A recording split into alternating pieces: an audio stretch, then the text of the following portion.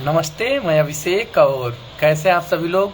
उम्मीद करता हूँ स्वस्थ होंगे, मस्त होंगे और व्यस्त होंगे। जैसा कि आप सभी को पता है, आज यूपी की राजनीति में एक बड़ी खबर सामने आई है।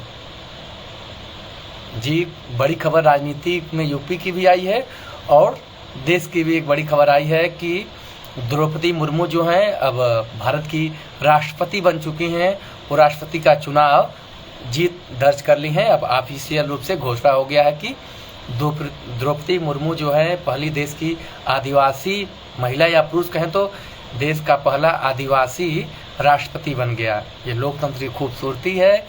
तो इसी राष्ट्रपति के चुनाव में जो यूपी की राजनीति में खेला हुआ, जी हाँ, जो विपक्ष में गुटबाजी हुआ, विपक्ष में फूट पड़ा, उसके बाद हुआ यूं कि ओम प्रकाश राजभर और अखिलेश राजभर के गठबंधन में आंतरिक मतभेद हुआ। ओम प्रकाश राजभर ने विपक्ष के बजाय भाजपा के गठबंधन को वोट दिया और खामियाजा किसको भुगता ये तो नहीं तय है, लेकिन अब ओम प्रकाश राजभर को उसका फल मिल गया है। ओम प्रकाश राजभर को यूपी सरकार ने Y+ श्रेणी की सुरक्षा दे दी है। यानी Y+ की श्रेणी की सुरक्षा में 6+ कांस्टेबल साथ में रहते हैं और उसके साथ ये होता है कि उनके जो काफिले में स्कार्ट चलती है, यानी आगे जो गाड़ी चूं चूं करके चलती है वो चलेगी। ठीक है, तो मेरे साथ ओम प्रकाश राजभर के राजनीतिक गतिविधियों और उनको जो Y+ श्रेणी की सुरक्षा मिली है उस पर बातचीत करेंगे अनुज हनुमत, जो बुंदेलखंड के रहने वाले हैं, वो मेरे सीनियर हैं और एक युवा पत्रकार भी हैं। तो अनुज सर, आप कमेंट करें, आपका कमेंट शो करेगा तभी आपको मैं जोड़ पाऊंगा। वैसे मैं प्रयास करता हूं। अनुज सर, आप दिख नहीं रहे, अगर आप दिखते हैं तो मैं आपको कमेंट में जोड़ता हूं। कुछ अगर देखिए,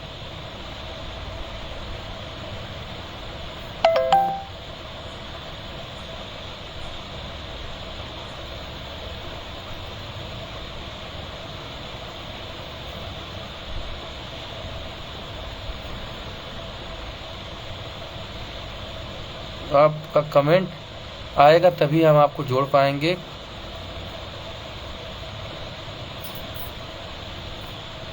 कमेंट नहीं आ रहा है आपका, मैं यहाँ जोड़ता हूँ। रिक्वेस्ट भी मुझे भेजिए सर। आपको नमस्ते, जितने लोग जुड़ गए हैं सभी का कमेंट आ रहा है। तो अनुज सर, अगर आप लाइव जुड़ गए हो तो मुझे कमेंट आप करें तो मैं आपको तभी हम लोग जुड़ पाएंगे। तो कृपया आप कमेंट मुझे करें।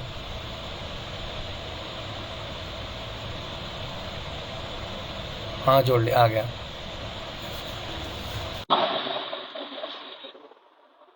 हाँ, तो हम लोग साथ जुड़ रहे हैं जो जर्नलिस्ट हैं अनुज हनुमंत। आप चित्रकूट जनपद से हैं। और सर प्रणाम, कैसे हैं? नमस्कार नमस्कार, कैसे हैं अभिषेक जी? मैं बढ़िया हूँ, आप बताएं कैसे हैं? एकदम बढ़िया है। बड़ी और नई खबर लेकर आप आए हैं और उस पर चर्चा है, तो इसके लिए बहुत धन्यवाद आपका।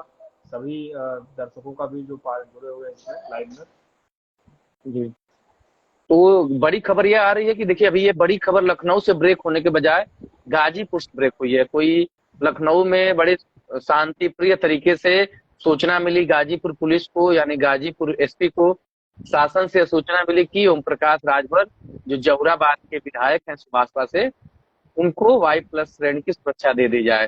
तो गाजीपुर के एसपी ने अपना पुलिस का काफिला ओम प्रकाश राजभर के पास भेज दिया है। और ओम प्रकाश राजभर इस समय गाजीपुर में होने नहीं है, बल्कि लखनऊ में है। यानी गाजीपुर से पुलिस लखनऊ पहुंच गई है उनके प्रोटोकॉल। तो ये गाजीपुर एसपी की से सूचना मिली है और दैनिक जागरण खबर से पुष्टि भी हुई है। तो ये तो बड़ा हलचल मचा हुआ है, लेकिन आज राष्ट्रपति चुनाव में घोषणा भी हो गया कि द्रौपदी मुर्मू जीत दर्ज कर ली हैं, अब माननीय बन गई हैं। तो इसी चुनाव के इर्द गिर्द पूरा खेला हुआ यूपी की राजनीति में, तो कैसे देखते हैं आप? सबसे पहले तो मैं कहना चाहूंगा कि जिस तरीके से उन्होंने सपोर्ट की घोषणा की थी कि एनडीए के जो प्रत्याशी हैं उनको सपोर्ट देंगे, सुभाषपा की तरफ से जो राजभर है वो देंगे। और कहीं ना कहीं उन्होंने कई बयान लगातार दिए थे अखिलेश यादव के खिलाफ, पार्टी के खिलाफ। तो जो पॉलिटिकल गलियारे हैं वहां से खबर आने लगी थी कि बहुत जल्द पाला बदल सकते हैं, या बहुत जल्द इनको कुछ चीजें हैं जो एक राजनीतिक तौर पे गिफ्ट के तौर पे देखी जाती हैं, या कहें कि बहुत सारा कंधा मजबूत करने की कोशिश की जाती है। और राजनीति में सुरक्षा देना, हटाना, ये एक तरीके से पूरा एक तय होता है, एक मॉडल होता है। और शायद तीन कहानियां मैं जोड़ूंगा इसमें। एक तो सबसे पहले तो जो राष्ट्रपति चुनाव रहा वो, और इसके बाद उनके बयान और उनका सपोर्ट करना, और उनका ये कहना कि अमित शाह उनसे लगातार बात कर रहे हैं, टच में हैं, और उनसे उन्होंने रिक्वेस्ट की कि कैसे क्या है, हमें समय दिया गया, ये तमाम चीजें बातचीत हुई। उन्होंने मीडिया से बातचीत में खुलासा भी किया। एक नाम मैं और लूंगा, जो आज जो घटना हुई है, जो मंत्री थे योगी सरकार में जिन्होंने अमित शाह को लेटर लिख करके और इस्तीफे की पेशकश की थी, वो भी एक लिंक है। और वो लिंक कहीं ना कहीं डैमेज कंट्रोल की जो कोशिश आज हुई है, और वहां से जब निकले जो मंत्री दिनेश खटीक वो निकले और उन्होंने कहा कि बातचीत हो गई है योगी जी से और बहुत कुछ चीजें ठीक हो गई, उन्होंने कार्रवाई का संदेश दिया है। तो आप देख सकते हैं कि एक दिन में तीन बड़ी खबरें आती हैं और तीनों बीजेपी के पाले में जाती दिख रही हैं। और इनको जो वाई श्रेणी की सुरक्षा दी गई है, जिसकी पुष्टि दैनिक जागरण ने अपने खबर के माध्यम से की। और आपने एकदम सही कहा कि आप बतौर पत्रकार पहले ऐसे पत्रकार हैं जो उत्तर प्रदेश की इतनी बड़ी खबर को सोशल मीडिया के थ्रू, अपने चैनल के थ्रू ब्रेक कर रहे हैं, और ब्रेक ही नहीं कर रहे हैं, इस पर चर्चा भी कर रहे हैं।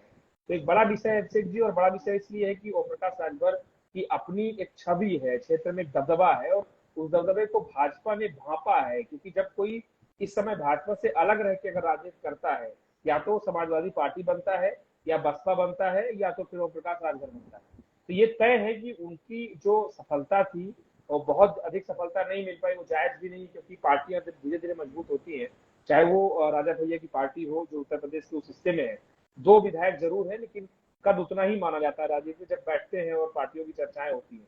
तो प्रकाश राजभर भी कुछ ऐसा ही उनका राजनीतिक कौशल रहा है। मैं उनको एक बात के लिए बड़ा अच्छा नेता मानता हूँ कि वो बोलने से कतराते नहीं है। उन्हें बोलने में तनिक भी गुरेज नहीं लगा कि अखिलेश यादव एसी में बैठकर राजनीति कर रहे हैं, अगर आजमगढ़ चले जाते तो कुछ हो जाता। और ऐसी ही बातें कुछ सामने आई थी जो उनसे जब इंटरव्यू ले रहे थे मीडिया कर्मी। तो एक चीज बड़ी अच्छी देखी जाती है कि उत्प्रेरक के तौर पर काम कर रहे हैं इस समय उत्तर प्रदेश की राजनीति में ओम प्रकाश राजभर, और उन्हें वाई श्रेणी की जो सुरक्षा मिली है, क्योंकि मुझे ऐसा लग रहा है कि बहुत जल्द वो भाजपा के कैबिनेट में एंट्री मार सकते हैं। और सबसे ज्यादा अगर दुख होगा तो संजय निषाद जो वहाँ पे गठबंधन में है, मुझे लग रहा है उन्हें होने वाला है। तो बहुत कुछ होने वाला है, क्योंकि बस चिंतित थोड़ा सा ये इस बात को लेकर के है, बतौर राजनीति जो हम लोग कवर कर रहे हैं लगातार, कि राजनीति राजनेताओं का भी कुछ भरोसा है नहीं, कब कौन कहाँ पलट जा रहा है। बस इतना है कि समाजवादी पार्टी खतरे में है। और एक बार फिर ये हो गया कि जो भी गठबंधन करता है समाजवादी पार्टी से, वो या तो वापस चला जाए, अपनी घर वापसी कर ले, या तो फिर जयंत चौधरी बना हुआ राज्यसभा चला जाए। तो ये ऐसी तस्वीरें हैं। फिलहाल एक बड़ी खबर है, एसपी ने पुष्टि की है कि उन्हें निर्देश प्राप्त हुआ था, और सुरक्षा दे करके शासन को अवगत भी करा दिया गया है। हाँ, तो देखिए आपने सही कहा, लेकिन कहीं ना कहीं अब आप देखेंगे तो ओम प्रकाश राजभर का बीजेपी करीब जाना यूपी में विपक्ष का एक कमजोर होना पहला संकेत ये। और उस समय जब समाजवादी पार्टी लगातार कमजोर हो रही है तो समाजवादी पार्टी पुनः और कमजोर हो जाएगी। लेकिन कहीं ना कहीं ओम प्रकाश राजभर की नाराजगी हो गई थी राज्यसभा के सीट से लेकर के। जयंत चौधरी को राज्यसभा भेजा जाता है, ओम प्रकाश राजभर को कोई तवज्जो नहीं मिलता है। फिर एमएलसी के चुनाव में भी उनको कोई तवज्जो नहीं मिलता है। फिर वही बात होती है अभी जो राष्ट्रपति के चुनाव में जब यशवंत सिन्हा यूपी आते हैं तो उस दौरान भी अखिलेश यादव ओम प्रकाश राजभर को नहीं बुलाते हैं। तो ओम प्रकाश राजभर की हम्म। लगातार नाराजगियां बनती गई। और ओम प्रकाश राजभर की एक खासियत है, वो जिसके साथ रहते हैं खुल के रहते हैं और अपने विपक्ष पर जम करके और सीधे तीखे प्रहार करते हैं। जैसे आपने चुनाव में देखा होगा कि पूरे चुनाव में ओम प्रकाश राजभर ने ही सबसे ज्यादा बीजेपी पर हमला किया। और पूरे मऊ में भी उनकी जनसभा हुई थी, वहां पर अखिलेश यादव और ओम प्रकाश राजभर एक मंच से जब दहाड़े थे, मतलब यहाँ चुनावी जनसभा को संबोधित किए थे, उसी दिन यूपी में चुनावी सरगर्मियां जोरों पर हो गई थी। तो उधर अखिलेश के साथ ओम प्रकाश जाते हैं तभी वहां पे बड़े बुलंद रहते हैं, और जब अखिलेश से बगावत करते हैं तभी वहां पे बुलंद रहते हैं। ये ओम प्रकाश राजभर मीडिया में बने रहते हैं और अपनी राजनीतिक छवि को बढ़ाते हैं। तो अब भारतीय जनता पार्टी करीब जाती है तो इसका राजनीतिक संकेत क्या पड़ेगा यूपी की स्थिति? ये एक बात बहुत स्पष्ट है कि जो भारतीय जनता पार्टी की राजनीति है वो इस समय जैसे आप उपराष्ट्रपति के जो कैंडिडेट हैं उनको आप देखेंगे तो ओबीसी से आते हैं वो, और द्रौपदी मुर्मू जो हम्म, राष्ट्रपति बनी है तो वो आदिवासी तबके से आती हैं। तो कहीं ना कहीं जो एक राजनीति का जो प्लेटफॉर्म है वो ओम प्रकाश राजभर जैसे जो नेता हैं, जो पार्टियां हैं, उनके इर्द गिर्द घूम रही पूरी राजनीति, वो भाजपा की हो या कहें कि जो विपक्ष की राजनीति हो। लेकिन एक जो समझने वाली बात है कि जब आप किसी बड़े नेता को जिसके साथ आप गठबंधन में हैं, मौजूदा गठबंधन में, आप उसको ये बोलते हैं कि एसी से बाहर निकलो, तो ये एक तमाचा भी होता है और ये कहीं ना कहीं संदेश भी होता है कि अगर सब कुछ ठीक है तो जरूर ठीक है, लेकिन अगर सब कुछ ठीक नहीं है तो फिर ये ओम प्रकाश राजभर है, ये शांत नहीं बैठ सकते हैं, ये मीडिया की बातों पे उनके प्रश्नों को टाल नहीं सकते हैं। इनके पास बैठ के आराम से आप इंटरव्यू करिए, मैंने कई बार देखा है, आपने भी कई बार इंटरव्यू किया है, कई प्रश्नों से इनको कोई गुरेज नहीं है। बस ये है कि जब इनको जवाब नहीं देना होता है तो ये मुस्कुरा करके प्रश्नों को टालते हैं और मुस्कुराहट में भी बहुत कुछ संदेश दे देते हैं। लेकिन अब से एक बात मैं आपको बताऊंगा कि ये जो आज हुआ है, इससे कहीं ना कहीं एक चीज और महत्वपूर्ण है कि जो बहुत सारे जो मंत्री थे जो पिछली सरकार में थे, जिनका पत्ता इस बार कटा योगी सरकार में, कहीं ना कहीं उनको निराशा होगी, जो कि पूर्वांचल से आते हैं, और वो प्रकाश राजभर को अगर दोबारा देखेंगे तो उनको दिक्कतें होने लाजमी है, क्योंकि उनको ये लगता था कि बहुत सारे नेता हैं जो बीजेपी में नहीं है तो कुछ ठीक हो गया। ऐसे ही कुछ नेता सांसद मौर्य जैसे लोग हैं, मुझे तो अब ये भी लग रहा है कि धीरे धीरे 2024 के आते आते सांसद मौर्य की भी वापसी हो सकती है। आपको क्या लगता है इस पे, क्योंकि ये जो एक प्रकरण पूरा हुआ है उससे मुझे ऐसा लग रहा है। आपने सही कहा, क्योंकि देखिए स्वामी प्रसाद मौर्य को अभी छोड़ दीजिए, जो आप एक दारा सिंह चौहान का नाम जानते हो कि जो पूर्व कैबिनेट मंत्री थे यूपी सरकार में, जब स्वामी प्रसाद मौर्य और दारा सिंह चौहान एक साथ पार्टी को छोड़ते हैं और संयोग से स्वामी प्रसाद मौर्य तो चुनाव हार जाते हैं, लेकिन दारा सिंह चौहान मऊ के घोसी से इस समय विधायक हैं। लेकिन आप देखेंगे, हम लोग देखते हैं कि जब से दारा सिंह चौहान चुनाव जीते हैं पूरी तरीके से निष्क्रिय हैं, उनके चेहरे पर उदासी साफ झलकती है, मतलब कि वो पार्टी बदल करके अब पश्चाताप। वहीं उनकी जो गतिविधियां हैं उससे यह भी नजर आ रहा है कि वो भारतीय जनता पार्टी के करीब अब जा रहे हैं। वो किसी दिन घोषणा कर देंगे कि घोसी के जो सपा के विधायक हैं उन्होंने इस्तीफा दे दिया। इस हालात में बनते जा रहे हैं, क्योंकि दारा सिंह चौहान राज्यसभा से सांसद रह चुके हैं, लोकसभा से सांसद रह चुके हैं, यूपी में कैबिनेट मंत्री रह चुके हैं। ऐसे में उनको एक सामान्य विधायक बन के रहना नागवार गुजर रहा है। उनके जो भौकाल बोलते हैं यूपी में, भौकाल पे खासा असर पड़ रहा है। तो उनको यहाँ पे मऊ में हर व्यक्ति की जुबान पे देखिए दल बदलू नेता माना जाता है और कहते भी लोग हैं। तो अब ये चर्चा चल रही है कि जैसे इस समय बिजली की समस्या मऊ में बहुत ज्यादा है, मऊ में घोसी बुनकर बाहुल्य क्षेत्र है, तो बुनकरों की समस्या को विपक्ष का विधायक नहीं उठा रहा है। इसका मतलब कि दारा सिंह चौहान अब लोकसभा के चुनाव में जा सकते हैं, ऐसी चर्चाएं हैं। अब मूल बात यह है कि अगर ओम प्रकाश राजभर जाते हैं बीजेपी में, तो मऊ सदर सीट से जो विधायक हैं अब्बास अंसारी, मुख्तार अंसारी के बेटे, वो भी सुभाषपा से विधायक हैं, उनका क्या होगा? क्योंकि आप देखेंगे कि जब जब योगी सरकार बनी इस बार, योगी 2 में, ओम प्रकाश राजभर चुनाव जीतने के बाद योगी सरकार पे कभी निशाना नहीं साधे। जैसे ही शपथ ग्रहण लिए उनकी जो नहीं, जुबान है बड़ी धीमी हो। एक बात मैं इसमें ऐड करूंगा, जिसने आपने अभी नाम लिया, जिस सदर विधायक का आपने नाम लिया जो सुभाषपा से आते हैं, मैं एक चीज, मैं एक इंटरव्यू देख रहा था, उसमें एक बात ये सामने आ रही थी कि सबसे अच्छा तो ये चलिए रहा कि आपने समर्थन दिया तो ठीक है, लेकिन आपने उनके बेटे को कैसे राजी किया, ये एक प्रश्न आया था वहां पे, जिसमें ओम प्रकाश राजभर बड़ा मुस्कुराए थे और उन्होंने बोला कि पार्टी का अगर कोई हिस्सा है तो उसे बातें तो माननी पड़ेगी। तो आप भी देख सकते हैं कि जो कैलिबर है उनका, तो सिर्फ अपने लिए नहीं है, अपनी पार्टी में अगर कोई उस विचारधारा से अलग है, और बेहद दूरियां मान सकते हैं, क्योंकि उनके पिता जो उस समय जेल में बंद है, तो उसके बाद आप देख रहे हैं कि हम्म। तब भी उसका सपोर्ट एनडीए को अगर जा रहा है, कैंडिडेट को जा रहा है, तो कहीं ना कहीं आप कह सकते हैं कि बहुत कुछ स्क्रिप्ट है जो पहले से लिखी जा चुकी है। अब ये देखना होगा कि क्या होता है, मुझे बड़ा इंटरेस्टेड लग रहा है मैं इसमें। आपको रोकता हूँ आपको। आप देखेंगे तो ओम प्रकाश राजभर ने एनडीए उम्मीदवार का समर्थन किया, लेकिन अब्बास अंसारी ने मतदान राष्ट्रपति चुनाव में नहीं किया। कहीं ना कहीं अब्बास अंसारी ने संकेत दिया कि वो बीजेपी के विरोधी ही रहेंगे। अब्बास अंसारी ने मतदान नहीं किया। अब यही चर्चा चल रही है कि अगर ओम प्रकाश राजभर बीजेपी करीब जाते हैं तो अब्बास अंसारी क्या करें? ये एक बहुत बड़ा प्रश्न है, और मुझे लग रहा है कि इसके लिए माथापच्ची भी बहुत करनी पड़ी होगी घर में उन्हें, कि अब क्या करें, अब अध्यक्ष ने तो ऐसा कर दिया, दे दिया, समर्थन दे दिया। फिलहाल मुझे ऐसा लग रहा है कि भारतीय जनता पार्टी ने थोड़ा, मुझे ऐसा लग रहा है कि उनको ऐसी दिक्कतें हुई होंगी कि 2024 में क्या होगा अगर इस व्यक्ति को अपने खेमे में नहीं लेते हैं।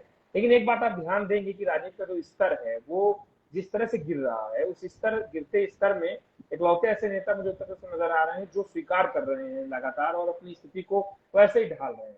कोई उसे बहुत अच्छा ऐसा नहीं है कि बहुत समझाना पड़ रहा है, बहुत छुपाना पड़ रहा है कुछ।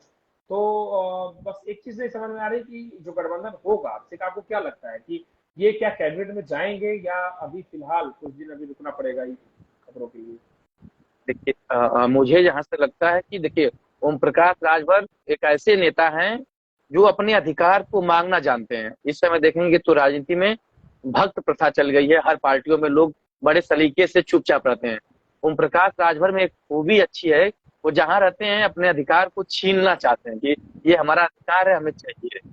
तो आप पिछले देखेंगे तो ओम प्रकाश राजभर भारतीय जनता पार्टी से इसीलिए नाराज हुए थे कि अपने वो बेटे के लिए टिकट मांग रहे थे, भाजपा ने टिकट नहीं दिया था, तो वो भाजपा से गठबंधन तोड़ दिए।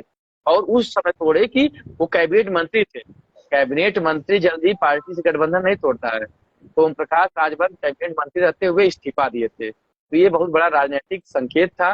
तो उस समय यही शोर हुआ कि प्रकाश राजभर अपना नुकसान कर रहे हैं। लेकिन ओम प्रकाश राजभर जब चुनावी मैदान में आते हैं तो अपने विधायकों की संख्या बढ़ा लेते हैं, 4 से 6 विधायक हो जाते हैं। अब वो अखिलेश यादव के पास जब गठबंधन में आते हैं तो देखिए, 6 विधायक होते हैं लेकिन वो राज्यसभा की सीट भी मांगते हैं, एमएलसी की भी सीट मांगते हैं, और एक चाहते हैं कि उनका एक हवा बना रहे। तो ओम प्रकाश राजभर लगातार अपने प्रभाव को दिखाना चाहते हैं। तो अगर ऐसे में बीजेपी से गठबंधन करेंगे तो वो तो तय है कि उनको मंत्री बनना है। जैसे आप देखेंगे संजय निषाद मंत्री बने हैं, तो ओम प्रकाश राजभर तो इस समय पावर में है, तो ओम प्रकाश राजभर को कैबिनेट मंत्री मिलेगा। कहीं दूसरे विधायक को न मिल जाए, कहीं ओम प्रकाश राजभर 2-2 सीट न ले लें मंत्रिमंडल का, ये भी हो सकता है। लेकिन यह पूरा गठबंधन मंत्रिमंडल नहीं, अब लोकसभा चुनाव पे सबकी नजर टिकी है। क्योंकि आप देखेंगे तो ओम प्रकाश राजभर ने लोकसभा चुनाव में बीजेपी के साथ रहे थे तो अच्छा खासा लाभ मिला था। इस जो विधानसभा चुनाव में पूर्वांचल में आप देखेंगे तो बीजेपी का प्रदर्शन बहुत ही निराशाजनक रहा। तो उसमें कई वजहों में एक ओम प्रकाश राजभर भी वजह थे, क्योंकि मऊ, बलिया, आजमगढ़, इधर आसपास क्षेत्र जो गाजीपुर है वो राजभर बाहुल्य क्षेत्र है, ओबीसी बेल्ट में, और राजभर अपना नेता ओम प्रकाश राजभर को मानते हैं। तो ऐसे में बीजेपी अब लोकसभा चुनाव को लेकर के रिस्क नहीं लेना चाहती है। वो चाहती है कि अगर जो 40-50 हजार वोट है मेरे पास रहे तभी हम सांसद बना पाएंगे और लगातार सरकार बना सकते हैं केंद्र में। तो पूरा निशाना वही है। वो देखते हैं क्या होता है, लेकिन ओम प्रकाश राजभर मंत्री बन जाएंगे ये तय है, क्योंकि जो प्रोटोकॉल मिला है कैबिनेट मंत्री का ही मिल चुका है, एक तरह से माना जाए तो उनको अब। अच्छा, एक चीज और बड़ी इंटरेस्टिंग रही कि सुबह से ये खबरें लखनऊ में चल रही थी कि किसी एक विधायक को, उत्तर प्रदेश से किसी एक विधायक को वायु सेना की सुरक्षा मिलने वाली है। लेकिन आप अंदाजा लगाइए कि कैसे राजनीतिक जो गलियारे हैं कितने मजबूत हो गए हैं कि वहां से खबरें जो पहले छन छन के आती थी, अब वो भी बड़ी दूसरे तरीके से आती हैं। लोगों को ये नहीं पता लग पाता कि खबर किस तरह से करवट बैठेगी, क्या होगा। और लोग इंतजार लखनऊ से कर रहे थे कि खबर फ्लैश होगी, कुछ ऐसा होगा। लेकिन मैं देख रहा था बहुत सारे ट्विटर हैंडल्स जो वेरीफाइड हैं, बहुत सारे ऐसे पत्रकार जो दिन भर खिस्तान करते हैं खबरों की, कोई समझ में किसी को आया नहीं। और ये एकदम आपने ब्रेक किया गाजीपुर से कि ये ऐसा हुआ है। तो मैं एक चीज मानता हूं कि अब शायद कल से राजनीति कुछ बदले उत्तर प्रदेश की। और आप जो बता रहे हैं कि लखनऊ में मौजूद हैं प्रकाश राजभर, तो हो सकता है कि जल्दी ही उनका कोई बयान आए, इंटरव्यू आए। फिलहाल अगर कोई अपडेट आपके पास हो, उनसे रिलेटेड उन्होंने कुछ कहा हो, तो आप जरूर शेयर करें। तो अभी कुछ वैसी जानकारी नहीं है। ओम प्रकाश राजभर से जो गाजीपुर संवाददाता उन्होंने पुष्टि किया तो उन्होंने भी हाँ भर दिया है कि हाँ मुझे सुरक्षा मिल गई है। तो ओम प्रकाश राजभर ने स्वीकार कर लिया है। और सुरक्षा मिलना वो तो अभी किसी भारतीय जनता पार्टी से पूछेंगे व्यक्ति से तो कहेंगे कि वो सरकार सुरक्षा देती है, पार्टी नहीं देती है। वो रिपोर्ट पे दे दी जाती है लाइव के कि उनके जान को खतरा है। लेकिन हकीकत से सभी रूबरू हैं कि सरकार किस तरह से सुरक्षा देती है। तो ये है। अब देखते हैं कि क्या संकेत जाते हैं और क्या यूपी की राजनीति में बदलाव होगा, उसी पे सबकी नजरें टिकी हैं। लेकिन आपने जो एक बात बोला कि जो नेता ललायित थे कि अब मेरा कद बढ़ेगा, तो ओम प्रकाश के आने से ये तो है कि कई नेता अब किनारे हो जाएंगे। जैसे कहीं ना कहीं अब माना जाए तो भारतीय जनता पार्टी में अनिल राजभर नेता हैं, जो ओम प्रकाश राजभर के आने के बाद वो कैबिनेट मंत्री बने थे, तो शायद उनकी कुर्सी खतरे में पड़ जाएगी। अभी जो हमारे मऊ में जो घोसी लोकसभा सीट से पूर्व सांसद हैं हरिनारायण राजभर, वो पूरी तैयारी कर रहे थे लोकसभा की, उनको अब टिकट नहीं मिलेगा, उनकी खतरे में पड़ जाएगी। हमारे इधर क्षेत्र में कई राजभर जाति के नेता हैं, और मऊ में एक जो विजय राजभर पूर्व विधायक थे, वो भी अपना भौकाल बना रहे थे, तो उनका भी अब भौकाल कम हो जाएगा। तो ये सब चीजें हैं कि कई नेताओं को जो मौके मिले थे, और कहीं ना कहीं ये भी है कि जो दारा सिंह चौहान हैं और वो बीजेपी में आना चाहेंगे, तो अब उनका वो प्रभाव नहीं बनेगा, क्योंकि और ओम प्रकाश राजभर बीजेपी में आते हैं तो वो जो घोसी लोकसभा सीट है जो मऊ की है, वो ओम प्रकाश राजभर लेंगे। और ये चर्चा चलती है कि ओम प्रकाश राजभर अपने बेटे को सांसद बनाने की तैयारी कर रहे हैं। तो वो चाहे अगर सपा में भी रहेंगे तभी सीट ले लेंगे घोसी का, और भाजपा में रहेंगे तभी। तो ओम प्रकाश राजभर के लिए घोसी लोकसभा की सीट अब सुरक्षित मानी जा रही है। अगर ऐसे में दारा सिंह चौहान सपा छोड़ के भाजपा में आते हैं, तब भी उनका वो प्रभाव नहीं रहेगा जो पहले था। अच्छा, एक चीज क्या मुझे जो नजर आ रहा है कि लोकसभा की दृष्टि से आपने कहा कि 24 की दृष्टि से सब कुछ किया जा रहा है, उस दृष्टि से किन किन सीटों पर फर्क पड़ने वाला है? आपने दूसरी सीट का नाम लिया, लेकिन जब ये कॉम्बिनेशन जो एमवाई कॉम्बिनेशन नाम लिया जा रहा था कि अखिलेश के साथ वो है तो उसका फर्क पड़ेगा, अभी राजभर अगर हटते हैं तो कहाँ पर प्लस होगा, ये वोट कहाँ जा रहा है? देखिए देखिए, अगर हटते हैं तो पहला घोसी पड़ेगा, क्यों घोसी में राजभर मतदाता फैसला कर देते हैं कि कौन किधर जाएगा। तो अगर घोसी के राजभर, क्योंकि यहाँ से राजभर इसके पहले सांसद रह चुके हैं बीजेपी के, पिछली बार यहाँ पे इस समय सांसद बसपा से हैं अतुल राय, जो इस समय जेल में है। तो अब सपा और बसपा का गठबंधन था, ऐसे में वो जीत दर्ज किए, लेकिन मामूली अंतर से जीत दर्ज किए थे। अगर ऐसे में ओम प्रकाश राजभर आ जाते हैं तो बीजेपी के पास अपना पहले से है, और ये हो जाता है। तो ये है कि जीतना आसान नहीं रहेगा, लेकिन मजबूती से लड़ाई होगी, क्योंकि मऊ में मुस्लिम वोटर भी अधिक संख्या में है। फिर बात करें हम तो गाजीपुर की सीट भी राजभर बाहुल्य है, तो वहां भी करेंगे। फिर जो रसड़ा जो बलिया है, बलिया में भी मतलब ये मूल मिला के जो 4-5 लोकसभा की सीट ओम प्रकाश राजभर प्रभावित करेंगे। जैसे कि आपने देखा होगा कि आजमगढ़ में मुस्लिम वोटरों ने सपा से दूरी बनाया, तो इसका असर दिख गया कि भाजपा जीत गई। ओम प्रकाश राजभर मेहनत किए, ओम प्रकाश राजभर दिन रात चुनाव में लगे रहे, लेकिन अखिलेश यादव के न आना और वहां पे गुड्डू जमाली जो बसपा के उम्मीदवार हैं, उन्होंने क्या किया कि जमीनी नेता हैं, उन्होंने अच्छे से प्रचार प्रसार किया और 2,66,000 वोट पाए। तो आजमगढ़ के मुसलमानों ने यह तय कर दिया कि वो समाजवादी पार्टी के गुलाम नहीं है, जो एक माना जाता है ना कि जमवाई फैक्टर की, जो मुस्लिमों के नेता इस समय सपा के ही हैं। तो मुस्लिमों ने वहां बताया कि जो हमारे सुख दुख में रहता है, हमारे बीच में रहता है, वही हमारा नेता है। तो गुड्डू जमाली कहीं ना कहीं इसमें एक चीज और एडिट करूंगा मैं, कि एक चीज और देखने में आई चुनाव में से कि मुसलमान जो वोटर्स हैं उनका एक रुख और समझ में आया। जैसे कि आप जो सिराथू की सीट है उसको देखें, या प्रतापगढ़ की सीट राजा भैया की सीट जो उनको देखें, बसपा कैंडिडेट जहाँ पे भी मुस्लिम उतारे गए, एक चीज मैं वहां पे देख रहा था, मुझे समझ में आ रहा था कि जो पूरी लड़ाई पूरी हुई पूरे उत्तर प्रदेश में, तो मुस्लिम वोटर्स ने ये जरूर ध्यान दिया कि कौन सा कैंडिडेट बीजेपी से फाइट कर रहा है। ये एक चीज मैंने देखी है, और उससे बड़ा लाभ मिला है, और वही पे सीटें फंसे हैं भाजपा की भी और समाजवादी पार्टी की भी, जिसका जिक्र कर रहे थे, लगभग 150 सीटों का नुकसान हुआ है। तो मुझे ऐसा लगता है कि मुसलमान आज भी ये देखता है कि बीजेपी कहाँ कमजोर हो रही है, कौन फाइट कर रहा है। आपने सही कहा, आपने सही किया। ये विधानसभा में था, लेकिन उपचुनाव में ये लागू नहीं हुआ। विधानसभा में ये तय था कि जो वोटर है देखता है कि कौन जीत रहा है, मतलब बीजेपी कौन हरा रहा है। तो इसी का फर्क पूर्वांचल में पड़ा था।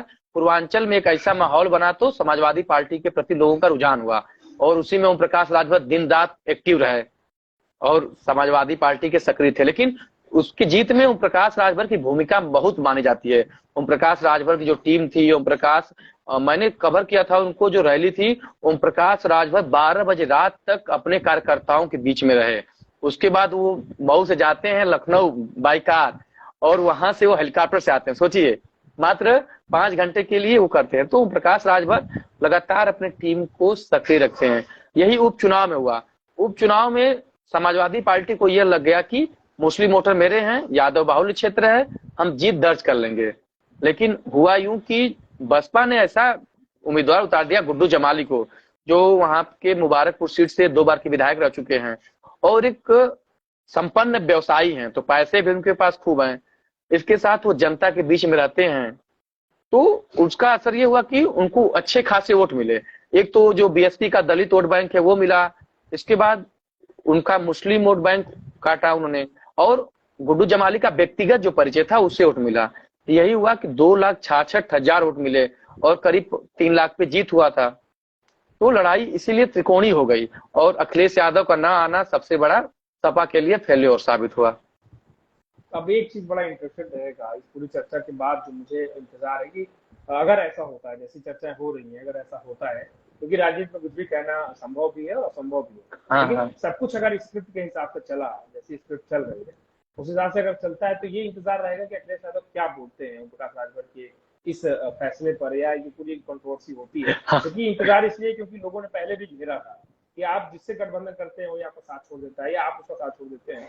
ऐसी चीजें जब आती हैं तो याद आती है कि बसपा से जो गठबंधन हुआ, कांग्रेस से जो गठबंधन हुआ, तो अब ये देखना होगा कि अगर एक राज्यसभा चला गया तो क्या गठबंधन बच रहा है या वाकई में गलतियां हुई, इसको एक्सेप्ट करेंगे। तो आपको क्या लगता है कि क्या अखिलेश यादव इस चीज पे ध्यान देंगे, या बहुत कुछ उनको भी पता है? आपको क्या लगता है, क्या उनको सब पता है?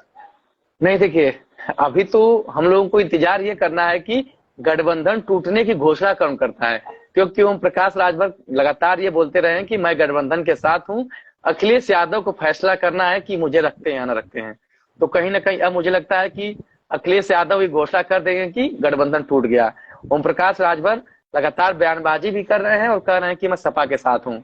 ऐसे में यह इंतजार करना है कि अखिलेश यादव बोलते हैं कि गठबंधन टूट गया या ओम प्रकाश राजभर घोषणा करते हैं। क्योंकि अब Z+ की सुरक्षा मिल गई है, Y+ की सुरक्षा मिल गई है, तो तय है कि अखिलेश यादव का जो क्रोध है और बढ़ेगा। ऐसे में इंतजार वही रहेगा कि रिएक्शन किसका पहले आता है गठबंधन टूटने का, वो अब इंतजार है यही। चलिए, बहुत बढ़िया, आपने एक बड़ी अच्छी खबर रही जिस पे आपने चर्चा के लिए मुझे आमंत्रित किया। मैं बहुत धन्यवाद करूंगा आपका। अगर आप कुछ और पूछना चाहते हो तो बताइए, तो फिर जैसा आप कुछ और लग रहा हो आपको। चलिए, मैं परिचय पूरा करा दूं दर्शकों से कि आप अनुज हनुमत हैं और चित्रकूट जिले के हैं, यानी बुंदेलखंड के रहने वाले हैं। तो वहीं से रह के पत्रकारिता भी करते हैं, और सबसे बड़ी बात है कि चित्रकूट में रहते रहते ये पूरे राष्ट्रीय मीडिया को कवर करते हैं, राष्ट्रीय घटनाओं पर नजर रखते हैं, चाहे लखनऊ हो, चाहे दिल्ली हो, चाहे जम्मू कश्मीर हो। मतलब कि जब अनुच्छेद 370 पे कार्रवाई हुई थी, तो आप जम्मू कश्मीर में भी रिपोर्टिंग के लिए मौजूद थे फिलहाल।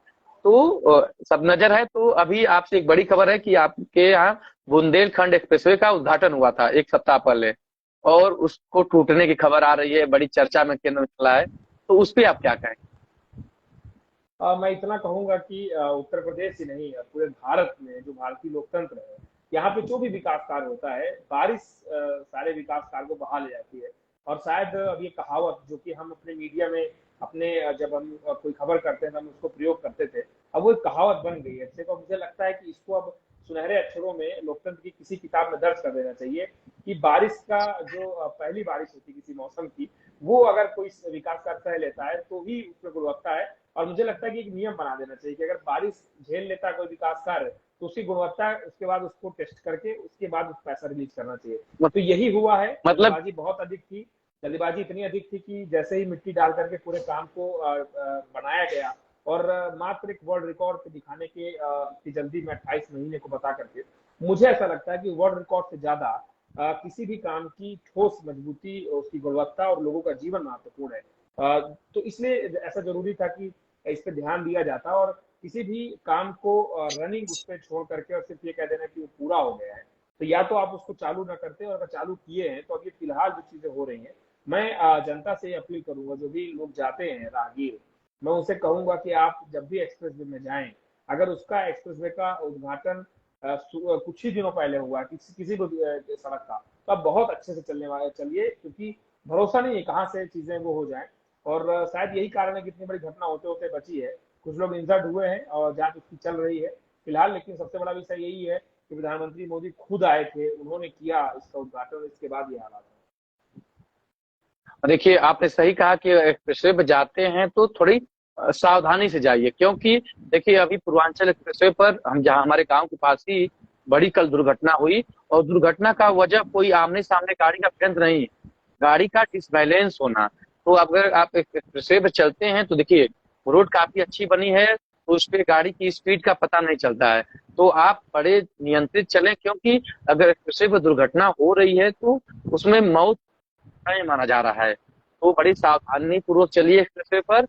और कहीं ना कहीं मैंने देखा कि जो यहाँ दुर्घटना हुआ, तो जो आप देखेंगे तो एक्सप्रेसवे यूपीडा जो है वहाँ पे एक रनिंग टीम लगाई है। तो रनिंग टीम सूचना देने पर आ गई, लेकिन एम्बुलेंस के आने में 1 घंटा लगा। तो कहीं ना कहीं जो एक्सप्रेसवे की एम्बुलेंस है उसकी अभी जो पूरा क्रियान्वयन है वो सही तरीके से नहीं हो पा रहा है।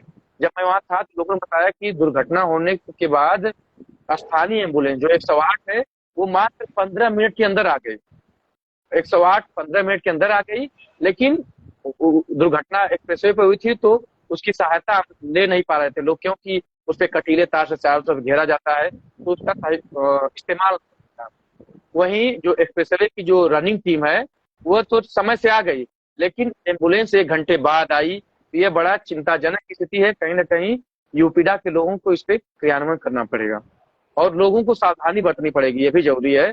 क्योंकि अभी पूर्वांचल एक्सप्रेसवे पर यह घटना हुई कि जो उपद्रवी तत्व हैं या यूं कहें तो लुटेरे टाइप, वो जो एक्सप्रेसवे के बीचों बीच कटीले तार बांध दे रहे हैं ताकि लोग उसमें जाकर दुर्घटनाग्रस्त हो और वो लूट लें। तो एक्सप्रेसवे पर रात में चले तो और सचेत चलें।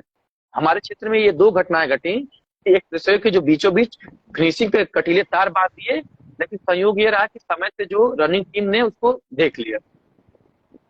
एकदम एकदम बिल्कुल सही कह रहे हैं आप। और ये बहुत जरूरी है कि जब आप विकास की रफ्तार पकड़ते हैं तो जैसे कोई देश बहुत तेजी से बढ़ता है तो उस पर ध्यान देना चाहिए, तो हालात श्रीलंका जैसे हो जाते हैं। तो वैसे ही जब आप चलें तो सड़क पर ध्यान दें। और एक चीज मैं और थोड़ा शेयर करूंगा चलते चलते कि अभी ही आज ही कल की जो बारिश हुई उसकी वजह से एक बहुत बड़ा संपर्क मार्ग था जो कि बहुत ही ज्यादा एक तरीके से कहें कि ग्रेट प्रोजेक्ट हो गया था, जो कि पिछले कार्यकाल के जो पीडब्ल्यूडी मंत्री थे जो कि केशव मौर्य थे, और हमारे ही जिले से पीडब्ल्यूडी राज्य मंत्री थे चंद्रिका चट्टोपाध्याय जो कि करगी सदर से थे, जो इस बार जो डिफीट खा गए, वो जीत नहीं पाए। तो मैं बताऊं कि वो एक सड़क ऐसी थी जिसकी एनओसी के लिए दोनों लोग लगे थे, और वो सड़क जाती थी धारपुरी आश्रम, परमहंस धारपुरी आश्रम, जो कि काफी फेमस है, काफी प्रसिद्ध है। और सबसे ज्यादा महत्वपूर्ण बात अच्छी ये है कि वो सड़क जो बीचों बीच से निकली है वो आज जो टाइगर रिजर्व घोषित हुआ है। यानी कि जब सड़क की बात चल रही थी तब वो वाइल्ड लाइफ सेंचुरी थी, और ऐसे सघन वन क्षेत्र के बीच से एक सड़क जाती है काफी मशक्कत के बाद, लोगों को दिक्कतें खत्म हो, क्योंकि वो मध्य प्रदेश से भी जुड़ता है वो रास्ता पूरा। तो ऐसे में आप देखें कि जैसे ही सड़क बनती है कुछ महीनों बाद कल की रात की बारिश होती है, और आज हमें खबर आती है कि सड़क वहां से कुछ रास्तों में सड़क कुछ डिस्टेंस में सड़क है ही नहीं, पुलिया जो है वो पूरी बह गई है। जब मैं मौके पे गया सुबह तो मैंने देखा कि कैसे मजाक हो रहा है, इंजीनियरिंग को लेकर कैसे मजाक हो रहा है, एस्टीमेट कैसे बचाया जा रहा है, और भ्रष्टाचार का एक नया नया नमूना आ गया है। जल्दी मैं उसकी रिपोर्टिंग करूंगा और बताऊंगा कि एस्टीमेट से छेड़खानी की जा रही है, एस्टीमेट को बड़ा करके प्रस्तुत किया जा रहा है, उस पर काम किया जा रहा है, और बाद में जब कोई चीज आती है करप्शन की तो अधिकारी और ठेकेदार ये कह के निकल जाते हैं कि एस्टीमेट ही ऐसा था, जबकि एस्टीमेट भी यही बना रहे हैं मिलकर। तो आप समझिए कि उस पुलिया को आप देखेंगे कि पूरा एक जो पुलिया का एक पूरा देखेंगे कि पूरा जो एक पूरी तरीके से पुलिया जो बनी थी, वो जब सुबह मैंने देखा तो पुलिया खिसक के पानी में चली गई, यानी कि पूरा एक बेस जो है वो पूरा का पूरा चला गया बगल से खिसक के। तो आप भी बताइए कि आप इतनी इजिली और पानी का जो फ्लो है उसे आप संभाल नहीं पा रहे हैं।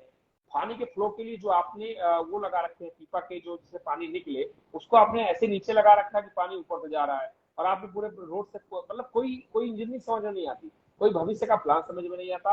करोड़ों रुपए जनता के टैक्स के वेस्ट किए कर दिए जा रहे हैं। और आज मैं ये कह रहा हूँ पूरे जिम्मेदारी के साथ कह रहा हूँ, जैसे आपने कहा कि रात में एक्सप्रेस वे संभाल के चले, मैं तो कह रहा हूँ कि अगर आपके गांव गली मोहल्ले की सड़क है, हाईवे है, तो भैया रात में ना चले, और अगर बारिश हो रही तो बिल्कुल ना चले। हो सकता है कि गाड़ी सही आप बह जाए, अचानक कोई रोड खिसक जाए।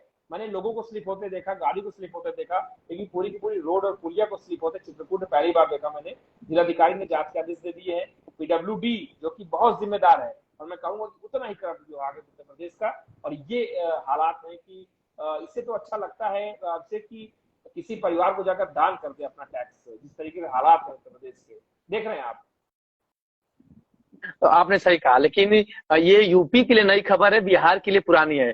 बिहार में तो ऐसे बड़े बड़े पुल बह जाते रहते हैं, कोई कहता है कि चुहिया खा गई तो इसकी वजह से तो है। लेकिन सबसे बड़ी बात यह है कि अब देखते हैं कि यूपी के नेताओं का बयान उस पर क्या आता है। लेकिन आप इस समय ये देख रहे हैं कि जो नेताओं का भय अधिकारियों में नहीं है। आप अपने जनपद में भी देखते होंगे, हम लोग भी अपने जनपद में देख रहे हैं। अधिक और आज उन्नाव के विधायक का भी एक लेटर जारी हुआ था, जिसमें विद्युत विभाग के एक्सियन ने विधायक की बात नहीं सुनी थी, विधायक की उल्टे लताड़ लगा दी थी। तो क्या ये देख रहे हैं कि यूपी में नौकरशाही जो नेताओं पे हावी होता जा रहा है, इसके पीछे वजह क्या आपको लग रहा है? बहुत ज्यादा स्तर पर जो ब्यूरोक्रेसी है वो हावी है, और इसके लिए कोई प्रत्यक्ष प्रमाण देने की आवश्यकता नहीं है। अब अभी रिसेंटली आपने केस देखा होगा पीडब्ल्यूडी विभाग का, और उसके पहले आपने ये भी देखो सुना होगा कि जो खबर आ रही थी कि स्वास्थ्य विभाग में भी कार्रवाई होंगी, जिसका लेटर हाँ हाँ, जो स्वास्थ्य उप मुख्यमंत्री उन्होंने लिखा देखिए, था। मैं एक चीज इसमें बताऊंगा आपको हाँ कि जो पीडब्ल्यूडी का जो मंत्रालय था जिसके ऊपर लंबी कार्रवाई हुई और लगातार विकेट गिर रहे हैं, उसमें आप एक चीज देखेंगे, कटाक्ष मैंने पोस्ट किया था जिसमें मैंने लिखा था कि अमूमन ऐसा क्यों होता है कि जब भी कोई कार्रवाई होती है तो उसके लिए जिम्मेदार अधिकारी को माना जाता है, और जो नेता होते हैं, कैबिनेट के मंत्री होते हैं उससे जुड़े हुए, वो पाक साफ घोषित हो जाते हैं, उन्हें क्लीन चिट मिल जाती है। और आप अंदाजा इसी बात से लगाइए कि भ्रष्टाचार जब उजागर होता है, या कोई मान लीजिए कि जैसे भी ट्रांसफर किए गए हैं, पोस्टिंग किए गए हैं, क्या बिना नेता के बातचीत के हो जाता है कुछ भी? क्या ये मुख्यमंत्री के संज्ञान में नहीं होता है? लेकिन आप अंदाजा लगाइए कि ब्यूरोक्रेसी कैसे हावी है, कि ब्यूरोक्रेट्स कर रहे हैं और ब्यूरोक्रेट्स बाद में भुगत रहे हैं। ये अच्छा एक मॉडल है उत्तर प्रदेश में, और फिलहाल मैं आपको बता सकता हूँ कि यही चीजें हैं जिसके कारण जो कि मंत्री जिन्होंने इस्तीफा सीधे अमित शाह को भेजा था, और उन्होंने कहा था कि बहुत कुछ ठीक नहीं चल रहा, हमारी बातें सुनी नहीं जा रही। और मैं जिले में देख रहा हूँ कि आप मैं सपा और बसपा के शासनकाल से अगर तुलना करूं, तो जिलाध्यक्ष सपा शासनकाल में होते थे तो उनका जो समाधान दिवस चलता था, वो जिलाधिकारी और जो भी जनप्रतिनिधि हैं उनके सामने कुछ नहीं ठहरता था, तुरंत कार्रवाइयां होती थी वहीं से। एक जिलाध्यक्ष की इतनी कीमत थी। और मौजूदा समय में अगर मैं कहूँ कि जिलाध्यक्ष छोड़िए आप, अगर आपका विधायक सांसद है तो उसको भी ये अंदर से पीस है कि भैया कुछ होने वाला है नहीं, अगर जो भी अधिकारी कह रहे हैं वही होने वाला है। तो कहीं ना कहीं ऊपर से आदेश है। और एक बयान भी बुंदेलखंड से आया था मुख्यमंत्री का, आपने देखा था, जिसको बाद में भाजपा को सफाई देनी पड़ी, जिसमें उन्होंने कहा था कि जो भी कार्यकर्ता हैं वो अपने थाने की दलाली और ये सब तमाम की जो दलाली है बंद कर दे, बाकी काम संभाल लेंगे। तो आप समझ सकते हैं कि स्थिति क्या है। और स्थिति इसलिए भी बड़ी खराब है क्योंकि जो जनता द्वारा चुना गया जो शासन है, जो लोकतंत्र है, जनता के लिए है, लेकिन फिलहाल जनता के लिए नजर नहीं आ रहा है। ये जनता द्वारा जरूर चुना जा रहा है, लेकिन फिलहाल ये अधिकारियों और जो भी नेता है उनके लिए नजर आ रहा है मुझे स्पष्ट तौर पे। और फिलहाल बड़ी स्थिति गंभीर है, और शायद यही भाजपा सरकार में होता इसका भी है। जब भी आप देखते होंगे भाजपा सरकार जब भी आती है, ब्यूरोक्रेट्स हावी होते हैं, और कुछ फायदे भी हैं कुछ नुकसान भी है। फिलहाल लोकतंत्र की दृष्टि से काफी नुकसान है अगर ब्यूरोक्रेट्स हावी होते हैं। क्यों? हाँ, क्योंकि देखिए, एक विधायक होता है तो उसको जनता चुनती है, तो जनता के तमाम तरीके की जरूरतें रहती हैं, तो वो अधिकारी नहीं सुनते हैं तो वो सीधे नेता से कहता है, जो अपने उससे प्रतिनिधि होते हैं। तो शायद इसीलिए लोकतंत्र का ये ढांचा बनाया गया कि उसमें जनप्रतिनिधियों को पावर दिया गया। लेकिन कहीं ना कहीं सरकार फेल है। लेकिन आपको मऊ का उदाहरण बता रहा हूँ।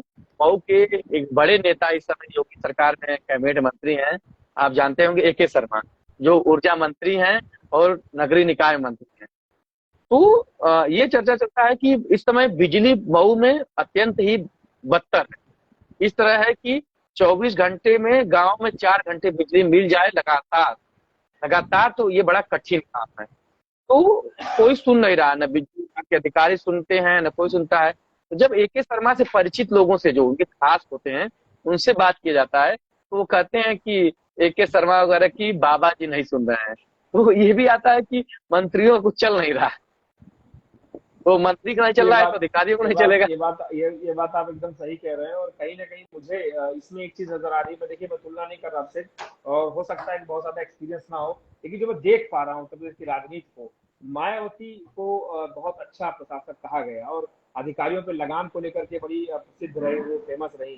वो और कार्यकाल में जो भी रहा, लेकिन इन चीजों के लिए बड़ी ज्यादा उनको माना गया कि बहुत अच्छे नेता के तौर पर उभरी। लेकिन एक चीज मेल खाती है, योगी आदित्यनाथ जो है मुख्यमंत्री, और मायावती जो कि मुख्यमंत्री रह चुकी हैं, मेल क्या खाता है कि दोनों जो हैं वो अपने तक पूरे जो भी पूरी शासन की कार्यप्रणाली है उसको सीमित रख रहे हैं।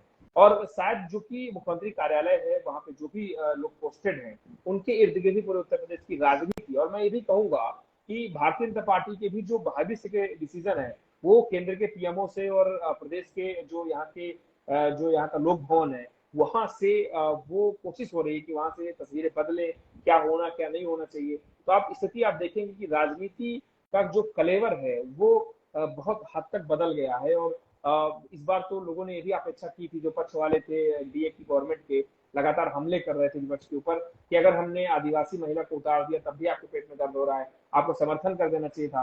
कांग्रेस के लोग कहते रह गए कि भाई ये हमारा लोकतांत्रिक हमारा एक अधिकार है कि हम अपने कैंडिडेट को उतारे। तो आप देख रहे हैं कि स्थितियां क्या हो रही हैं। स्थितियां इस तरीके से हो रही हैं कि या तो एज इट इज आप स्वीकार कर लीजिए, और या तो आपको एक ऐसा माहौल बना दिया जाए, एक ऐसा मतलब कह सकते हैं ट्रम्प कार्ड फेंक दिया जाए। और वो ट्रम्प कार्ड ही था, द्रौपदी मुर्मू के रूप में एक ट्रम्प कार्ड भाजपा ने फेंका, और उसपे ऐसा है कि विपक्ष चारों खाने चित हो गया। ना तो विपक्ष ये कह सकता है कि हम लोकतांत्रिक नहीं थे, या विपक्ष ये भी नहीं कह सकता कि उनके बनने पे हम बधाई नहीं दे सकते। तो आप देख रहे हैं कि लड़ने के बाद ही विपक्ष हार गया, और विपक्ष हार करके भी हार गया, मतलब जीतना तो छोड़िए आप, हार करके भी हार गया। और जो अगले जो चुनाव है जिन राज्यों में, बहुत बड़ा फर्क पड़ने वाला है, क्योंकि भारतीय जनता पार्टी इस समय जो भी शॉट खेल रही है, पॉलिटिकल शॉट, सारे शॉट धुआंधार जा रहे हैं। और मुझे चिंता हो रही है हर विपक्ष के तरीके ऊपर से कि हाँ, आज तक विपक्ष की चिंता कितने मुझे विवाद। ये बिल्कुल विपक्ष के लिए मुझे चिंता हो रही है कि विपक्ष कोई भी प्रैक्टिकल जो है डिसीजन नहीं ले पा रहे हैं। और उसका कारण शायद ये भी कि जितनी भी जांच एजेंसियां हैं वो विपक्ष पे पूरी तरीके से हावी हैं। अगर कोई उधर भी थोड़ा बहुत करता है तो सीधे जांच के लिए उसको बुला लेते हैं। तो ये भी एक स्थिति है, पूरी तरीके से कमांड है। और मुझे लग रहा है कि 2027, 24 तो छोड़िए आप, 24 क्या, मुझे तो लग रहा है कि भारतीय जनता पार्टी के जो भी नेता हैं, जो भी शीर्ष नेतृत्व में बैठे बौद्धिक लोग हैं, वो 27 को टारगेट कर रहे हैं। और यही शायद खास बात है भारतीय जनता पार्टी की, कि जब एक चुनाव खत्म होता है तो अगले 2 चुनाव की तैयारी शुरू कर देते हैं। और इसीलिए मुझे विश्वनाथन आनंद याद आ रहे हैं, क्योंकि अपनी जो नॉर्मल चाल चलते हैं उसके आगे की कई चालें याद रखते हैं। तो शायद यही कारण है कि भारतीय जनता पार्टी काफी तेजी से आगे बढ़ रही है। और बस चिंता का विषय ये है कि विपक्ष का कमजोर होना भारतीय लोकतंत्र के लिए उतना ही ज्यादा खतरनाक है जितना कि भारतीय जनता पार्टी की तरफ से या सरकार की तरफ से जो खाद्य योजना चल रही है, उसके बाद भी हंगर इंडेक्स में भारत बहुत तेजी से पिछड़ रहा है। और उसी तरीके से जैसे जो लोकतंत्र है जिसमें पत्रकारों को मजबूत होना चाहिए, उन पे आरोप लगता है कि उनका एक ट्वीट कितने करोड़ में बिक रहा है, तो जेल चले जा रहे हैं, उनके बाद वो निर्दोष साबित हो रहे हैं। बहुत सारे जिलों में ये हालात हैं कि उनको खबर लिखने पे बंद कर दिया जा रहा है। बहुत सारे ऐसे जिले हैं जहाँ पे जो आईपीएस है, नए आईपीएस ऐसे बहुत सारे जिलों में पहुंचे हैं जिसे जिन्हें जनता से संवाद करना ही नहीं आता, सीधे वो पत्रकारों पर फायर हो जाते हैं। तो बहुत स्थितियां बड़ी खराब हो गई हैं। और मैं शायद इसीलिए कहता हूँ कि लोकतंत्र को मजबूत करने की जरूरत है। लोकतंत्र अभी आभासी हो रहा है, आप यकीन नहीं मानेंगे, दिखते दिखते दिखते अंधेरा छा जाता है कि लोकतंत्र है, लोकतंत्र नहीं है। और शायद इसका कारण यही है। तो सरकार को प्रयास करना चाहिए कि अपनी जीत तो ठीक है, आप जीतते रहिए, आप सरकार बनाइए, आप लोगों के लिए काम करिए, और आपके पड़ोसी मुल्क लूटते रहेंगे, बर्बाद होते रहेंगे, लेकिन आपको चिंता करना पड़ेगा, क्योंकि आप भी, आपका जो रुपए है वो कमजोर हो रहा है। और रुपए कमजोर होना ये बताता है कि आपके निवेशक यहाँ से जा रहे हैं, जो डॉलर लेकर आते हैं, जो जो यहाँ पर अपना निवेश करना चाहते हैं। तो मैं इतना निवेदन करूंगा कि पक्ष विपक्ष अपने स्थान पर है, लेकिन देश की जो व्यवस्था है उसको ध्यान देने की जरूरत है। और इसलिए भी जरूरत है क्योंकि ये देश हमारा डाइवर्सिटी का वाला देश है, यहाँ पे विभिन्नता ही इसकी मजबूती का कारण है। तो इसलिए मैं आपसे जरूर कहूंगा कि राजनीति में जो लोग लोटे की तरह ढलक रहे हैं, या जो स्थिर हैं, या जो ये खुश हैं कि हम कहीं भी एडजस्ट हो जाते हैं, उनको ये ध्यान देने की जरूरत है कि जनता बहुत दिन तक देखने वाली नहीं है। तो इसलिए कोई चीज स्थिर नहीं है, कोई चीज आदर्श नहीं है। इसलिए बड़ा फूंक फूंक के राजनीति में लोगों को कदम रखना चाहिए। फिलहाल इंटरेस्टिंग विषय ये है कि कल को जो हमारे रैलियों में आप देखते थे कि जो बयानबाजी होती थी विपक्ष में, अब वो हमारे साथी होंगे। तो ऐसी जो चीजें लखनऊ में चल रही है, ये बड़ा इंटरेस्टिंग होने वाला है। यही आपको कैसा लग रहा है? मैं यही देख रहा था। देखिए कि अब मैं भोजपुरी में आवत है कि यहाँ का जौन आदमी ओम प्रकाश राजभर के दिन भर पी पी के गरियावत ना, ओम प्रकाश राजभर के पियक्कड़ कहत ना बीजेपी वाले, पियरका चाचा, पगला चाचा, कुल कहत ना। अब उहे ओम प्रकाश राजभर के माला पहने है, माला पहने है। और वही जौन विशेष करके सपा के नेता और तमाम लोग हों जौन ओम प्रकाश राजभर के विपक्ष का सबसे बड़ी शक्ति मिलता, तब वो भाजपा वाला गरिए हैं। जो भाजपा वाले जौन तरीके से गरियावत ना है, पियक्कड़ है, घर ना है, कहीं रह सकेला, अब तो मतलब कि जो कार्यकर्ता है बेचारे वो बड़े मायूस है। वो करें तो करें क्या, वो ऐसी नहीं है कि माला पहनाएं कि गरियाएं, वो बेचारे परेशान है। कार्यकर्ताओं के हाल बहुत बुरे हैं। और चित्रकूट में भी मैं कहूँ कि यहाँ की जो स्थानीय भाषा है उसके हिसाब से तो इनका के हालात हो गए हैं कि अब का तुमसे बताइए, मतलब अब हालात बहुत खराब हो गए हैं। और जनता जो है, इनके जो सदस्य हैं पार्टी के, अब वो तो एक तक कहे लागी कि भैया अभी गंगा है, जौन आवे स्नान कैले और एकदम ठीक ठाक हो जाए। तो यह बहुत ज्यादा इनका की स्थिति हो गई है। और चाहे वो भोजपुरी हो, चाहे हमारे यहाँ के बुंदेलखंडी हो या बघेलखंडी हो, स्थिति वहीं तक विशेष है। और चाहे आइसक्रीम का हाफ कह दो तो स्थिति ना बदली। और बस इतना निक लागत है कि कितना विकास कैले, लेकिन विकास करे के बाद जौन भी विकास है वह स्थिर नहीं आए। और एक चीज हम ध्यान हमें नहीं देती यार, कि जितना स्थिति विदेशन की खराब है, लगातार तापमान बढ़त जाता है। देखा था कि ब्रिटेन में आग लागत है, जंगलन में कतुन ठंडी खातिर फेमस रहे, तब इस तरह की स्थिति हुई, बारिश खातिर इंतजार करे के पड़त है। तो ये स्थिति बड़ी खराब ही, सरकार बनत बिगड़त रही है और ये सब होत रही, लेकिन जो स्थिति बड़ी खराब हो जाते हैं। तो हमें लागत है कि हम और तुम जो है तमाम धीरे धीरे तेजी से काले होत बा, जा जाके जो बात है काले हो गए, मिक्स सही गवा भोजपुरी हो गई, नहीं मिक्स सही गवा। चलो मुझे अच्छा लगा देखिए बात भोजपुरी, करके, मजा आ गया। हाँ हाँ, सबसे बड़ी बात यह है कि ग्राउंड जीरो में अगर आप पत्रकारिता करते हैं तो धूप और लू के थपेड़े लगेंगे तो काले होने ही हैं। तो आप सही। बुंदेलखंड से करते हैं तो आपके यहाँ तापमान और अधिक है, और पूर्वांचल भी कम नहीं है, तापमान इस समय काफी हाई हो गया था, तो काफी दर्द है। लेकिन सबसे बड़ी बात है कि ग्राउंड में जाते हैं तो काले होने हैं, और एसी में बैठ के टाई बेल्ट लगा के पत्रकारिता कईल बड़ा आसान होला अब, लेकिन ग्राउंड जीरो में। लेकिन सबसे बड़ी बात है कि जनता का स्नेह और जो ये मिलेला, ये सबसे बड़ी अच्छी बात है। सबसे ज्यादा यही यही असल पूंजी, यही असल पूंजी है।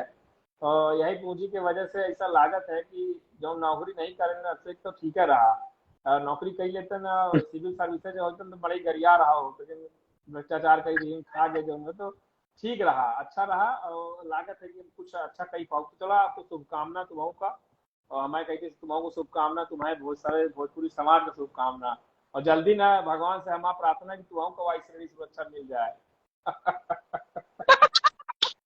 ऐसा कुछ नहीं है, हम लोग सामान्य के तो ये कहते हैं कि हिमाचल की धरती से बुंदेलखंड प्रणाम पहुंचे, और जब बातचीत जब के एकदम एजन जो है कामतानाथ भगवान के सबन का एकदम लागे, एकदम आशीर्वाद लागे।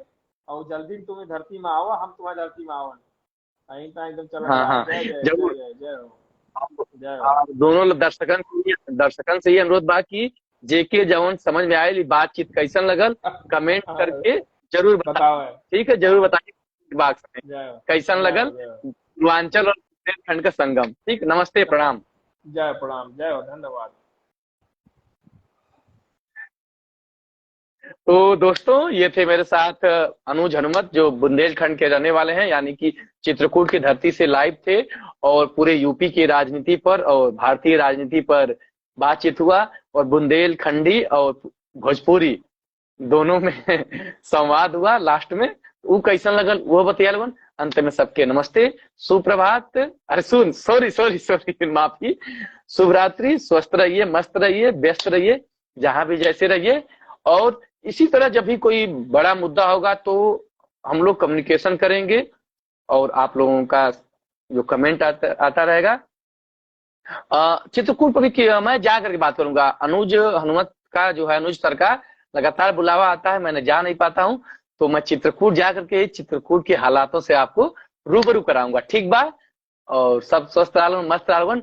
जे जे शेयर ना कैले, करीब 97 लोग जुड़ल हुआ, तो हम उम्मीद करब कि 97 लोगन में से 50 लोग तो शेयर कर देबा, या 97 ही लोग शेयर कर दा, 98 लोग। अगर जे जे देखत था, उससे अनुरोध है कि शेयर जरूर करा लोगन, कमेंट करा लोगन, तबे पूरा बात फैली, प्रसारित हुई, और हमन के अच्छा लगी, और हमन के अच्छा लगी, व्यूअरशिप बढ़ी, तबे ग्राउंड जीरो वाली पत्रकारिता हुई, जेमन की करिया होके पड़ेला। हमन के क्रीम पोते भर के मौका ना मिला, लू और धूप का थपेड़ा सह के करिया हो जाए जला, और उसे ही होला कि जब तिरकोरू आवल वो भाग जाना कि लड़का करिया है। ठीक है, ये नुकसान सह जला, तो एक भरपाई तो हम लोग वीडियो के शेयर करके भर पा रहा हूँ। ठीक, हाँ ठीक बा, चलिए। अमन जी जुड़े हैं, अमन भी आप भी शेयर करिए। सबको प्रणाम, नमस्ते। चलते हैं, अन्य काम करते हैं। तो 107 113 लोग जुड़ गए हैं, तो देखिए कुछ लोग अब शेयर करना शुरू कर दिए हैं, तो शेयर करिए फटाफट, जैसे नहीं करते हैं फटाफट शेयर, फटाफट शेयर, तो फटाफट शेयर करिए। और आशुतोष भैया का इसमें जुड़ने के लिए आ रहा था, तो आशुतोष भैया आपसे माफी, मैंने आपको जोड़ने का प्रयास किया, आप नहीं जुड़ पाए। फिलहाल किसी दिन अन्य लोग जुड़ेंगे और दिखाएंगे जनता को बात।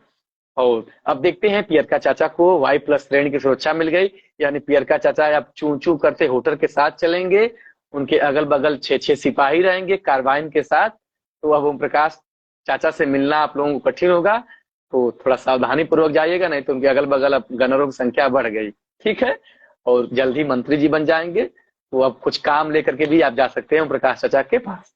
ठीक है, और कुछ आप लोग करना चाहते हो तो कहिए, और शेयर जरूर करिए, आप लोगों से मेरा अनुरोध है। ठीक बा।